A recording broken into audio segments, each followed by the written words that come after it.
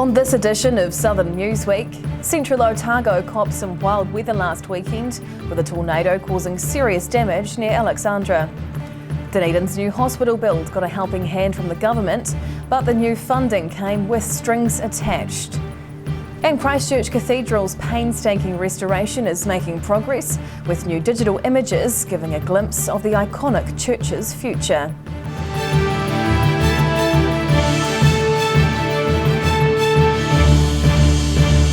Kia ora, good evening, I'm Hannah Wilkins. It lasted just a minute, but a freak tornado caused havoc in central Otago over the weekend, lifting roofs and rattling nerves. The twister hit Springvale near Alexandra just before 6:30 p.m. on Saturday night, causing significant property damage. Yeah, someone's house just got turned inside out. I think we need to go back home. Holy Person. just missed that. Shock and disbelief as a bystander captures the moment a tornado descends on Springvale near Alexandra on Saturday night. The twister tore through the area just before 6:30 as part of a bout of wild and thundery weather. Residents in Clyde and Alexandra reported the dramatic funnel of clouds in the sky. The area of Springvale was in the eye of the storm, with some residents there losing sheds, roofs and even a caravan. We got a phone call from the neighbours saying that our stuff was just not here, and we soon found out that it wasn't. Emergency services were called to several Springvale properties to assess the damage, with residents in disbelief at the power of the wind. So, about 50 metres over yonder, there was a 2.5 metre by 2.5 metre portacom that was full of gear, and tornadoes come through, and now as you can see there's remnants of it about 50 metres over yonder over there. Witnesses recorded the wild winds and clouds of dangerous airborne debris, although emergency services say no injuries were reported. A major clean-up is now underway, with some left homeless. One family is turning to the Give a Little site to try and raise funds for emergency accommodation. In Alexandra, the South Today. A series of cuts announced this week to Dunedin's new hospital build to trim its escalating budget have been slammed as incredibly dangerous. The government announced an extra $110 million of funding towards the hospital to help address the $200 million budget blowout. The balance was made up from saving $90 million by making cutbacks to the scale and design of the build. Dunedin-based National MP Michael Woodhouse is critical of the changes, saying the 421 beds originally planned was the bare minimum. He points out the southern area has a growing and ageing population, which requires a larger hospital that is now set to be provided. Woodhouse believes the cutbacks could have been avoided if the government hadn't dragged its feet as costs increased, as there's already been a 5-year wait on the build. Health NZ's Chief of Infrastructure and Investment, Jeremy Holman, says the budget pressure made it necessary to modify the hospital's design. However, he insists there will be space set aside for 12 beds, 2 operating theatres and another MRI scanner to be added in the future. Main construction work on the inpatient building is currently due to start in early 2024. In Dunedin, the South Today. Work is progressing well on the massive project to rebuild the quake-damaged Christchurch Cathedral. Stabilisation work is due to be completed early next year, allowing the serious restoration work to begin. New footage has been released, showing a virtual tour of what the completed Christchurch Cathedral and Visitor Centre is set to look like. The animated fly-through shows the reinstated cathedral and ancillary buildings, which will make up the cathedral quarter once finished. The $154 million restoration project to comprehensively rebuild the earthquake-damaged city icon is still underway. So behind me is the west porch. You recall this was particularly badly damaged and has been propped up by shipping containers for the last 10 years. Our stonemasons are painstakingly deconstructing this porch. They're taking a lot of care over the plaques and engravings that are on the walls of this area. The first stage of the project began in May 2020, installing large steel frames on all sides of the building to make it safe. Now, although stabilisation isn't quite complete, we've been able to progress with the next stage of the work, the strengthening of the superstructure. And behind me you can see the south porch, which is the first example of where we've started on this work. That stabilisation phase is due to be completed by February next year, which will allow restoration of the 150-year-old building to begin. The work involves strengthening and reinstating the main cathedral, along with adding a new tower.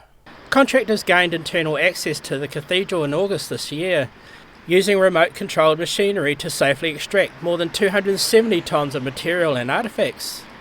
It's hoped the cathedral's restoration will be fully completed by late 2027. In Christchurch, the South today. Vehicle access and other consent issues, which had threatened to put a dampener on Kiwi Water Park opening this season near Cromwell, have now evaporated. The red tape's been firmly cut for the recreational water park, which reopened earlier this month. Set to make a splash this summer. Bureaucratic hurdles had initially threatened to drown Kiwi Water Park for the summer season, but compromises between the business and government rules have seen the issues dealt with, and the park's owners say staff are ready for the season. Yeah, so we had to build a fence along the road, and we've also had to do lots of health and safety training with all of our staff and our lifeguards. Along with building a new fence, the business had to gain consent to construct a turning bay, ensuring road safety for motorists driving in or out of the park. Kiwi Water Park co-owner Emily Rutherford says that process is underway. They're doing it right now. It's nothing to do with us anymore because it's Wakakotahi and Linz which are sorting it out, so we don't have any control over when it's done. Land Information New Zealand says the turning bay is due to be completed early in the new year. The park opened as planned on the first weekend of December and has already been busy with a number of school groups in the region coming through for some end-of-year fun. At Lake Dunstan, the South today. A Filipino couple are having success with a new bakery in Dunedin with a bit of a twist. Casa Valencia sells a wide variety of baked goods using a modern twist on traditional Filipino recipes and techniques. A dream fulfilled for Dan Valencia. Together with wife Anna Lou, they opened up a bakery earlier this year, Casa Valencia. Their aim is to help keep their Filipino traditions alive in their adopted city. Dan started working in Filipino bakeries during high school, along with years of experience working in high-end hotel bakeries in the Maldives. After moving to Dunedin, they were keen to fill a gap in the market and share their love for Filipino food. Doing something different from the others, something unique. We're really happy to see people taste our food, and we're excited to see their reaction and their comments. We're really happy with it. The bakery in Musselburgh offers a wide range of sweet and savoury products, bringing a modern twist to their traditional food. Products made using the purple yam are among the most popular, used in a variety of their different breads, cakes and even drinks. We feel like we're in Philippines. When they come, they can see everything that's available in a local bakery. It's long hours for the couple. Dan starts baking before 7 each morning, including on Saturdays, but they're enjoying bringing a taste of the Philippines to the Edinburgh of the South. In Dunedin, the South today. Still to come on this edition of Southern Newsweek, an Otago cattle breeder is hoping to impress rodeo riders up and down the country with a special breed of bucking bull. And Dunedin professional firefighters join their colleagues across the country in celebration of a Christmas pay rise.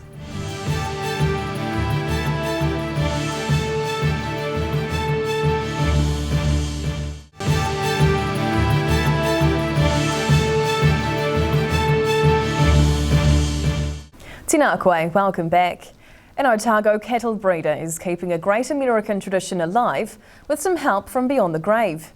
Bucking rodeo bulls are famed for their wild antics, but it's not by accident. The animals are carefully bred specifically for the sport of rodeo.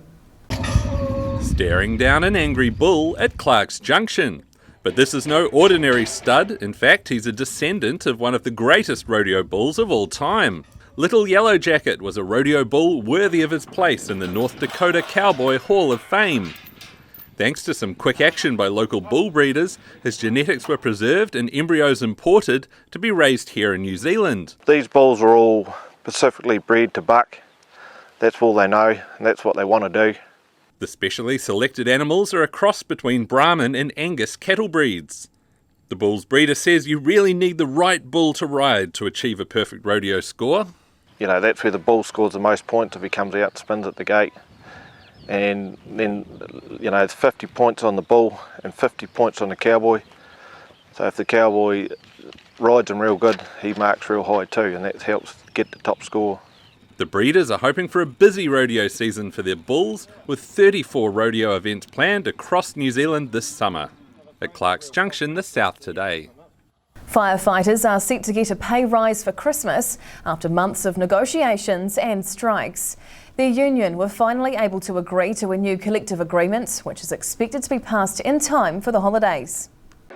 Firefighters celebrating and cheering with the end of their long negotiations in sight. Their national union has reached a proposed collective agreement, which now needs to be ratified by local committees around the country, including Dunedin. The new agreement offers better health benefits, more consultation between the union and Fire and Emergency NZ, and a large increase in the base rate of pay. The deal comes after 18 months of tough negotiations and industrial action. A lot of issues, probably the last decade we've been working towards, so yes, it's a very significant day today for us. Very excited about it, to be fair. The Dunedin station was involved in 2 one-hour walk-offs during the nationwide strikes. Mason says the process has been tough on the firefighters, but we're very grateful of the support from the community. We want to be doing what we normally do, so it'd be good to get back to business as usual after Christmas and get back and working with our communities again. He believes the new agreement would make for a very special Christmas for fire crews, with the union hoping to have everything signed off before Christmas Day. In Dunedin, the South Today. The Middlemarch Museum is in the process of getting a makeover, with a large mural being painted on the building. Artist Jemima Pedro is the artist behind the mural, but says it's been a team effort getting the project underway. Starting to put down the final touches of paint, with the finish line now in sight.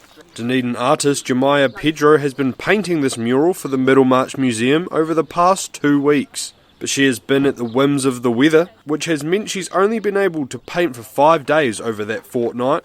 The museum showcases the social history of the local farming community, with the mural depicting some of those aspects from the surrounding environment. So what we're aiming for is not too loud, not too bright. We're just giving a little taster of what's happening in the museum. She says this is the biggest mural she's worked on. Museum staff repainting and water blasting the wall before she began to give her a clean painting surface to start with. Pedro admits the rough cast exterior is very thirsty, requiring around 3 times more paint than normal.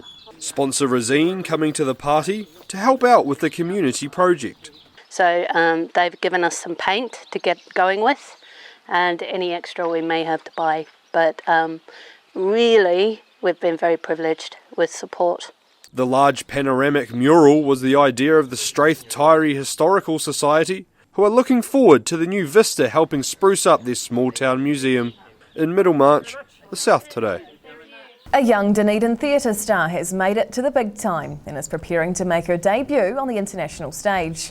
Hermione Sparks started out performing in Shrek the Musical during the show's New Zealand tour and has now got the call up to join an overseas cast. A star turn for a young Dunedin performer. 12-year-old singer and actor Hermione Sparks is preparing to join an international cast after getting the call up to go on a tour of the Middle East as part of Shrek the Musical. She scored the gig after playing young Fiona in the Christchurch season of the show, but admits there were some mixed emotions when she got the news. Very excited, yeah. It's a little bit nerve-wracking, but it's exciting. It'll be fun. Yeah, a good opportunity. The young actress has been performing throughout the country since 2018, but this musical is her biggest break. It'll be Hermione's first time performing overseas, and she's looking forward to getting back into character and costume as young Fiona. The character's really fun to play, sort of like hopeful and stuff, yeah. The new production of Shrek will be performed in a number of countries in the Middle East, spanning a 3-month tour early next year. In Dunedin, the South Today. After the break on Southern Newsweek, a couple of Dunedin Christmas fanatics have opened their doors to their own private miniature winter wonderland for a special cause. And rowdy Argentinian football fans took to the streets of central Otago to celebrate their historic World Cup victory.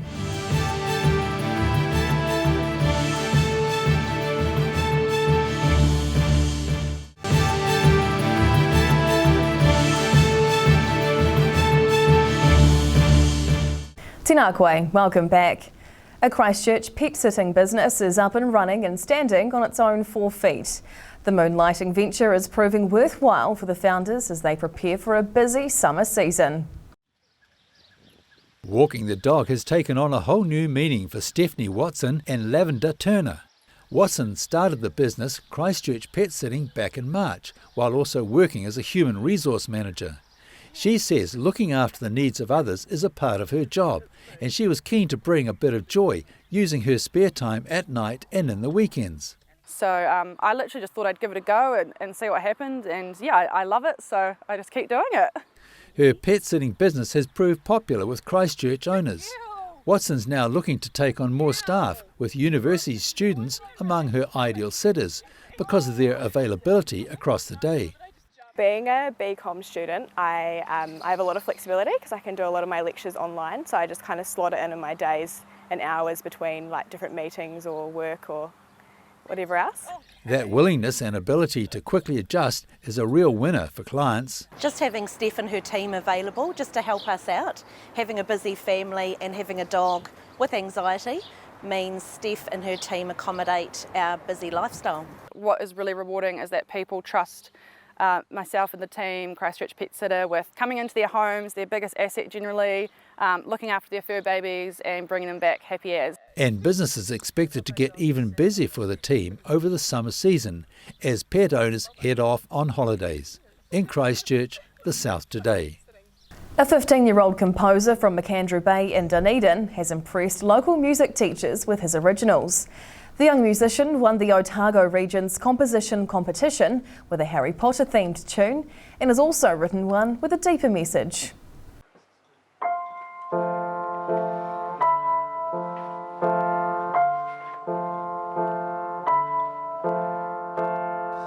Creativity meets inspiration.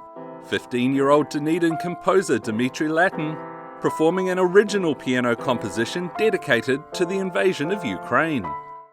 The musician recently won the Otago Composition Competition trophy for another piece, with the awards judged by the local branch of Registered Music Teachers New Zealand. The prize-winning composition was inspired by a character from the Harry Potter series, but Latin says inspiration can strike at any moment. Sometimes I just hum a tune and then I play it on the piano by, and then just put chords to it.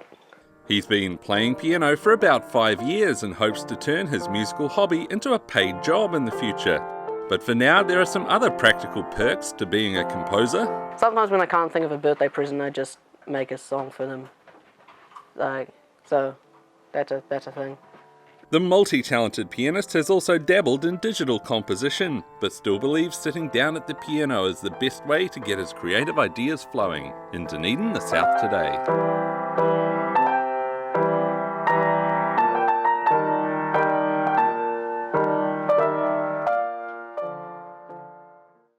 Professional cake designer sounds like a dream job for many. And this week, some aspiring young confectionery artists got some hands-on help at a festive gingerbread decorating workshop at Toitu Otago Settlers Museum.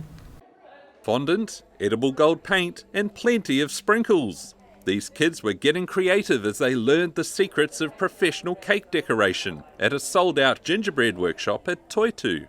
The young attendees tackled the task of customising their Christmas cookies with enthusiasm. They love it, yeah. They're definitely in the zone and they just get all into the sprinkles and just make a big mess, but it looks beautiful, yeah. But when the frenzy of creativity is over, there's plenty of cleaning up to do. Just another day in the life of a professional cake designer. I do all sorts of cake workshops, I do children's birthday parties, and yeah, today we're doing, I've been doing gingerbread houses with the museum and also Christmas cookie decorating. There was a reward for the kids at the end of the workshop. They each got to take home 4 of the beautifully decorated biscuits, complete with a presentation gift box ready to pop under the Christmas tree if the colourful cookies survived. In Dunedin, the South Today. A Dunedin couple is spreading some Christmas cheer after creating a miniature winter wonderland in their own home. Teresa and Alan Smith have opened up the Yuletide display to the public to help raise money for a cause close to their hearts. Santa Claus doing his rounds, spreading Christmas cheer from this miniature model town. Teresa Smith is a self-proclaimed Christmas fanatic and is now sharing her large collection with the Dunedin locals.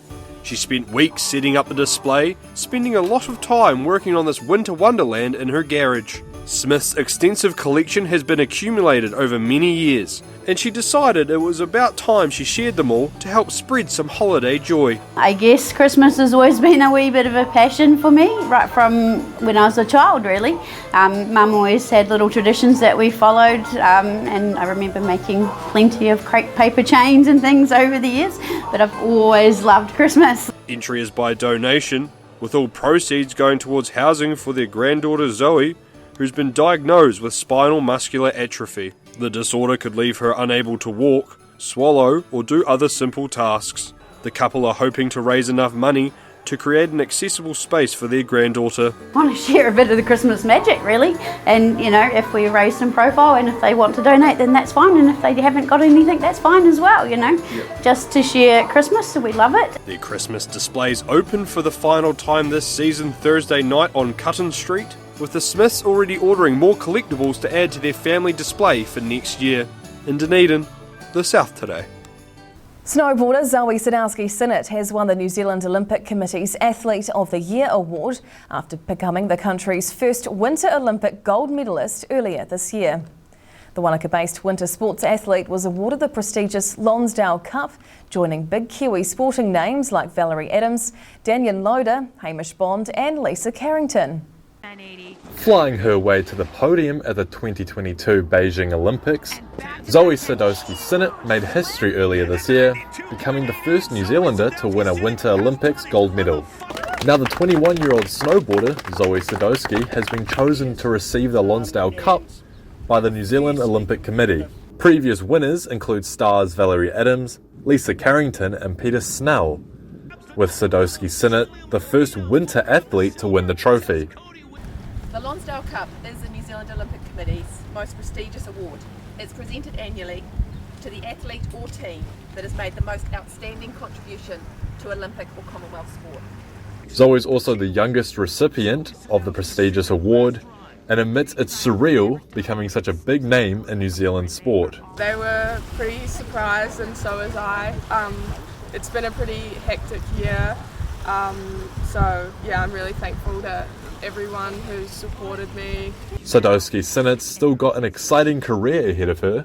She's looking ahead to a busy season where she'll be competing in a few World Cups, the high-profile X Games, the Natural Selection Tour, and the World Champs. In Wanaka, the South Today. There were celebrations in parts of the country earlier this week as Argentina claimed victory to become the FIFA World Cup champions in Qatar after beating France. And while many Argentinian fans were bleary-eyed and tired, their celebrations could be heard throughout central Otago. Waving their national flag and cheering on their champions, these Argentinian fans taking no time to cool off in Lake Wanaka after spending the early hours of Monday morning cheering on their team in a heated FIFA World Cup final. Argentina came out on top, eventually beating France in a penalty shootout around 6 this morning. Fans ecstatic by the result. As you can see, it's all happiness and it's the best day of our lives after 36 years. So our last World Cup was on the 86 in Mexico and now we've got one more, so yeah, I'm so happy. Meanwhile, over the hill in Queenstown, there was singing, dancing and silly string as fans celebrated a dramatic World Cup win. Argentinian supporters have been waiting 36 years for another World Cup win. They reckon it couldn't have come at a better time, with star Lionel Messi retiring. It's the first time that we see Argentina winning the championship, and it's something we just couldn't imagine. The celebrations growing as other fans in the resort town joined in, with the South American party set to continue for some time. We will go into a barbecue somewhere over the lake and just keep going. That's how we celebrate, all together, all the time, just singing all day until we have no more voice. Being on the other side of the world, not dampening any enthusiasm of these triumphant fans. In central Otago, the South Today. That wraps up this edition of Southern Newsweek for the year. We'll be back again with the South Today Bulletin next year, starting Monday the 16th of January. In the meantime, for the latest news and videos from the Southern region, head online to odt.co.nz. And you can follow Channel 39 on YouTube to catch our news bulletins on demand. We'll see you again next year. Mā te wā.